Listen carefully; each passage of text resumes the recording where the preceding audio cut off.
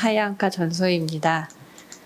예, 저희가 최근에 아마 한국 망막학회 대회원 펫 서베이를 멀티포칼 IOL을 가지고 했었는데요. 이미 84%의 회원분들이 다초점 인공수정체를 쓰고 계시고 안 쓰고 계시는 16%의 82.4%도 곧 사용 예정이셔서 이제 망막 선생님들께 다초점 인공수정체는 그냥 우리 얘기라고 이제 생각이 됩니다. 특히 증상이 없는 ERM은 86.2%가 쓸 수 있다고 말씀을 하셨고 대부분 이도프를 선호하시는 거로 나타나서 이제 마일드한 ERM에서 이도프를 쓰는 것은 어느 정도 컨센서스를 이뤘다라고 볼 수 있겠습니다.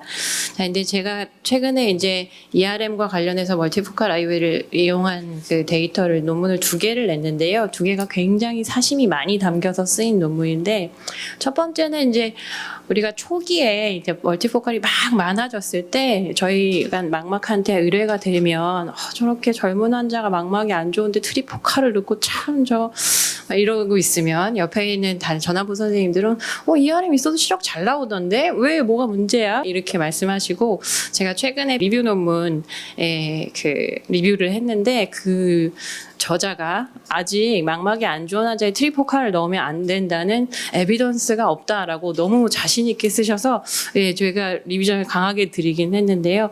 우리가 에비던스가 없기 때문에 가이드라인을 만들지 못하고 그래서 많은 환자분들이 조금 많이 괴로워지는 것 같다라는 생각이 들어서 일단 트리포칼 IOL을 넣었던 환자들 중에 저희는 매년 팔로업을 계속하고 있기 때문에 일정 시점에서 그 트리포칼을 넣은 사람 중에 ERM에 있는 사람과 없는 사람의 시력의 질이 어떻게 다른지를 확인을 해봤고요. 아주 자세히 보지 않으면 ERM이 없다라고도 할 수 있는 정도의 ERM이 시력에 영향을 미치는지를 봤습니다. 그래서 전환부에서 말씀하시는 것처럼 뭐 원거리, 근거리 시력은 나은 시력으로도 차이가 없었던 게 맞았고 하지만 낮에와 밤에 느껴지는 컨트라스트 센시티비티와 에리어 OPD 스캔에서 관찰되는 시력의 질이 상당히 많이 떨어지셔서 이 정도 정말 눈에 잘 보이지 않는 ERM은 시력을 떨어뜨리지는 않지만 시력의 질을 유의하게 떨어뜨리고 이런 것들이 다른 문제들 특히 이제 PVD가 일어나면서 비트리어스 플로터가 일어난다든지 그런 것들과 연관이 돼서 이제 다 같이 문제를 좀 일으켰구나라는 것을 깨달았습니다. 하지만 대부분 젊은 환자분들이기 때문에 이게 PVD가 일어나면서 ERM이 진행할 가능성이 굉장히 높고 과연 이런 환자들에게 백내장이 적은 상태이기 때문에 근거리를 보장하기 위해서 트리포칼을 넣는 것에 대해서 우리가 좀 깊게 생각을 해봐야 되는 게 아닌가 하는 디스커션을 썼었고요. 이제 두 번째는 포베아 컨터가 조금 안 좋긴 하지만 아이풀이 생기지는 않아서 비트렉토미는 할 필요가 없는 정도의 중간 단계의 환자에서 BBT를 넣었을 때 어떤 결과가 있는지를 본 연구였고요. 요거 같은 경우는 이미 ERM 진행이 꽤 됐었어서 약간 단초점 상황에서도 시력의 질은 조금 떨어질 수 있는 상황인데 이제 ERM이 없는 군하고 ERM이 요 정도 있는 군에서 원거리 시력은 차이가 없었고 있지만 중간거리, 근거리는 더 떨어지셨고 어두울 때 보시는 시력의 질이 좀 떨어지셨습니다.